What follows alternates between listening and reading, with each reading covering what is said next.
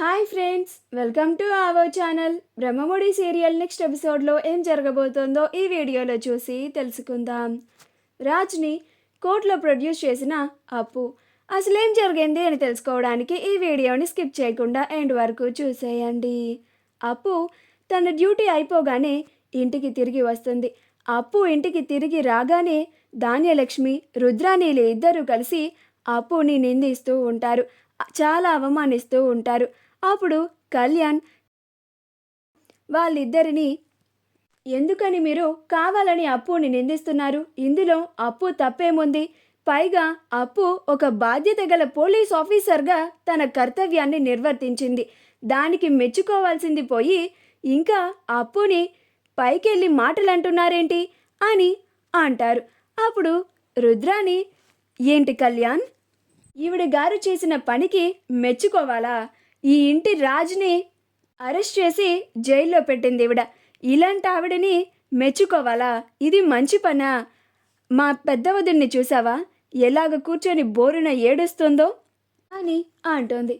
అప్పుడు కావ్య, రుద్రాణి గారు, నా చెల్లి ఏం చేసైనా కానీ ఇదంతా ఆ అనామికే కుట్ర చేసి ఇదంతా చేస్తోంది అని సాక్ష్యాలతో సహా నిరూపించి నా భర్తని నిర్దోషిగా బయటికి తీసుకొస్తుంది అని అంటుంది.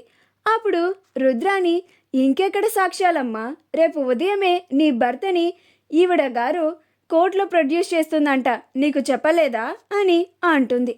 అప్పుడు అప్పు, అవునక్క, రేపు ఉదయమే బావని కోర్టుకి తీసుకెళ్తున్నాము. ఈలోపు మనం సాక్ష్యాధారాలని సంపాదించకపోతే బావకి ఖచ్చితంగా శిక్ష పడుతుంది అని అంటుంది. అప్పుడు అపర్ణ, అమ్మ అప్పు, చిన్నదానివైనా కానీ దండం పెడుతున్నానమ్మా, ఏదో ఒకటి చేసి ఇదంతా అనామికే కుట్ర చేసి చేస్తుంది అని సాక్ష్యాధారాలు సంపాదించి రేపు కోర్టులో రుజువు చేసి నా కొడుకుని నిర్దోషిగా బయటకు తీసుకురా తల్లి, నేను నీకు జీవితాంతం రుణపడిపోయి ఉంటాను అని అంటుంది. అప్పుడు ధాన్యలక్ష్మి, అక్క ఏంటా మాటలు? మన రాజు ఎలాంటి వాడో అందరికీ తెలుసు. మన రాజు ఎలాంటి తప్పు చేయలేదు, ఖచ్చితంగా నిర్దోషిగానే తిరిగి వస్తాడు. నువ్వు ఎవ్వరిని ఇలా చేతులెత్తి దండం పెట్టి బ్రతిమిలాడుకోవాల్సిన అవసరం నీకస్సలు లేదు అని అంటుంది. అప్పుడు అప్పు, అయ్యో పెద్దత్తయ్య, మీరు నాకు దండం పెట్టడం ఏంటి? బావని నిర్దోషిగా బయటికి తీసుకురావడం నా బాధ్యత. బావ ఎలాంటి తప్పు చేయలేదని నాకు తెలుసు, కానీ నేను సాక్ష్యం కోసం ఎదురు చూస్తున్నాను. తగిన సాక్ష్యాలుంటే వెంటనే బావని రిలీజ్ చేస్తాను. ఇదంతా ఆ అనామికే కుట్ర చేసి చేయిస్తుందని నాకు తెలుసు, కానీ ఆ అనామిక చేసింది అని ఒక్క సాక్ష్యం కూడా లేదు, కనీసం ఒక్క క్లూ కూడా లేదు. క్లూ ఉన్నా కానీ ఆ అనామికే చేసింది అని బావగారిని బయటికి తీసుకువచ్చి ఆ అనామికని సెల్లో పడేస్తాను అని అంటుంది. అప్పుడు ఇందిరాదేవి బాధపడుతూ, అయ్యో భగవంతుడా, ఏంటిది? నా మనవడు ఎలాంటి తప్పు చేయకుండా జైలుకి వెళ్ళాడు, నీకు ఇది ఏమాత్రమన్నా న్యాయంగా ఉందా అని బాధపడుతూ ఉంటుంది. అప్పుడు అందరూ ఇందిరాదేవిని ఓదారుస్తూ ఉంటారు. మరుసటి రోజు అప్పు ఉదయాన్నే రెడీ అయిపోయి డ్యూటీకి వెళ్ళిపోతుంది. అలా మిగిలిన వాళ్ళంతా కోర్టుకి వెళ్తారు. అప్పు రాజ్ని తీసుకొని కోర్టుకి వస్తుంది. రాజ్ని కోర్టుకి తీసుకురాగానే మీడియా వాళ్ళంతా ఒక్కసారిగా రాజ్ దగ్గరికి వెళ్ళిపోయి, రాజ్ సార్, ఇప్పటి వరకు సమాజంలో మీ కుటుంబానికి కానీ మీకు కానీ చాలా మంచి పేరుంది. మీరు మర్డర్ చేయడం ఏంటి సార్? నిజంగానే మీరు సామంత్ని చంపేశారా? మీరు ఎందుకని సామంత్ని చంపాల్సి వచ్చింది? మీకు సామంత్ గారికి బిజినెస్ వ్యవహారాలే కాకుండా పర్సనల్ వ్యవహారాలు కూడా ఏమన్నా ఉన్నాయా? పర్సనల్ గొడవలు ఏమన్నా ఉన్నాయా అని అడుగుతూ ఉంటారు. అప్పుడు రాజ్ వాటికి ఏమీ సమాధానం చెప్పలేకపోతాడు. అపర్ణ, చూడండి, వాడిని మీడియా వాళ్ళు ఎలాంటి ప్రశ్నలు అడుగుతున్నారో, వాడు ఎలాంటి తప్పు చేయలేదు కదండి అని సుభాష్కి చెప్పుకుంటూ బాధపడుతూ ఉంటుంది. అప్పుడు సుభాష్, ఊరుకో అపర్ణ, కోర్టే తెలుస్తుంది, మన కొడుకు నిర్దోషిగా ఖచ్చితంగా బయటికి వస్తాడు అని ధైర్యం చెప్తూ ఉంటాడు. కావ్య కూడా రాజ్ని మీడియా వాళ్ళు అన్ని ప్రశ్నలు వేస్తూ ఉంటే తట్టుకోలేక తను సమాధానం చెప్పడానికి వెళ్ళబోతూ ఉంటే స్వప్న కావ్యని ఆపుతుంది. వద్దు కావ్య, ఇది మంచి సమయం కాదు, మనం లోపలికి వెళ్దాం పదండి అని అంటుంది. అప్పు రాజ్ని తీసుకొని కోర్టు లోపలికి తీసుకెళ్తుంది. అప్పుడే అనామిక వస్తుంది. దుగ్గిరాల కుటుంబాన్ని అంతా అలా చూసి అనామిక చాలా సంతోషపడిపోతూ ఉంటుంది. అబ్బా, ఇది కదా నేను కావాలనుకుంది, ఇది కదా నేను కోరుకుంది.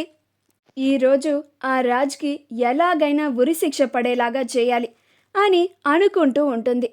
దుగ్గిరాల కుటుంబం అంతా అనామికని చూసి కోపంగా మొహం తిప్పుకొని వెళ్ళిపోతూ ఉంటారు. కానీ రుద్రాణి రాహుల్ మాత్రం బయటే ఉండి అనామికతో మాట్లాడాలని చూస్తూ ఉంటారు. అనామిక కూడా కోర్టు లోపలికి వెళ్తూ ఉంటే అప్పుడు రుద్రాణి అనామిక అనామిక అని పిలుచుకుంటూ అనామిక దగ్గరికి వెళ్ళి, ఏంటనామిక, ఇది నిజంగానే నీ ప్లాన్లో భాగమేనా అని అంటుంది. అప్పుడు అనామిక, ఏంటంటీ, నా మీదే డౌట్ పడుతున్నారా అని అంటుంది. అప్పుడు రుద్రాణి, ఇంత మంచి ప్లాన్ వేస్తామని కలలో కూడా ఊహించలేదు. ఈ దెబ్బకి ఈ దుగ్గిరాల కుటుంబం పరువు పోయింది. వాళ్ళంతా చూడసలు ఎలా కన్నీళ్లు పెట్టుకుంటున్నారు. ఇది కదా మనం కోరుకుంది. ఇక ఆ రాజుకి జైలు శిక్ష పడితే ఇంకా నాకు చాలా సంతోషంగా ఉంటుంది. అప్పుడు ఎంచక్క నా కొడుకు కంపెనీ బాధ్యతలు తీసుకోవచ్చు అని అంటుంది. అప్పుడు అనామిక, జైలు శిక్ష కాదంటీ, ఉరి శిక్ష పడేలాగా చేస్తాను అని అంటుంది. అప్పుడు రుద్రాణి, నువ్వు చెప్తూ ఉంటేనే నాకు చాలా ఎగ్జైటింగ్గా ఉంది. తొందరగా లోపలికి వెళ్ళి జడ్జి గారు మా రాజ్కి ఏం శిక్ష వేస్తారో చూద్దాం అని రాహుల్, రుద్రాణిలు ఇద్దరు లోపలికి వెళ్తారు. ఆ తర్వాత అనామిక కూడా లోపలికి వెళ్తుంది. రాజ్ బోన్లో నుంచొని ఉంటాడు. అప్పుడే జడ్జి గారు కోర్టు లోపలికి వస్తారు. అందరూ లేచి నుంచుంటారు. ఆ తర్వాత ప్రాసిక్యూట్ లాయర్ వచ్చి, మై లార్డ్, మా వాదనని మొదలు పెట్టడానికి మాకు అనుమతి ఇవ్వవలసిందిగా కోరుతున్నాము అని అంటారు. అప్పుడు జడ్జి గారు ప్రొసీడ్ అని అంటారు. అప్పుడు ప్రాసిక్యూట్ లాయర్ రాజ్ గురించి చెప్తూ ఉంటారు. మై లార్డ్, ఈ రాజ్ అనే వ్యక్తి నా క్లయింట్ అనామికకి కాబోయే భర్తని అతి దారుణంగా చంపేశాడు. చంపేసింది కాక ఆ డెడ్ బాడీని ఎక్కడ పడేయాలో తెలియక కారులో ఆ డెడ్ బాడీని పెట్టుకొని నేరుగా ఇంటికి తీసుకెళ్ళిపోయాడు. ఎంత దారుణం ఇది మై లార్డ్. నా క్లయింట్ అనామిక ఇప్పుడు తనకి కాబోయే భర్తని కోల్పోయింది. తను ఇప్పుడు అనాథ అయిపోయింది మై లార్డ్. తనకి తగిన న్యాయం మీరే చేయాలి మై లార్డ్ అని అంటారు. మా వీడియో కనుక మీకు నచ్చినట్లయితే లైక్ చేయండి, షేర్ చేయండి, మా ఛానల్ని సబ్స్క్రైబ్ చేసుకోండి.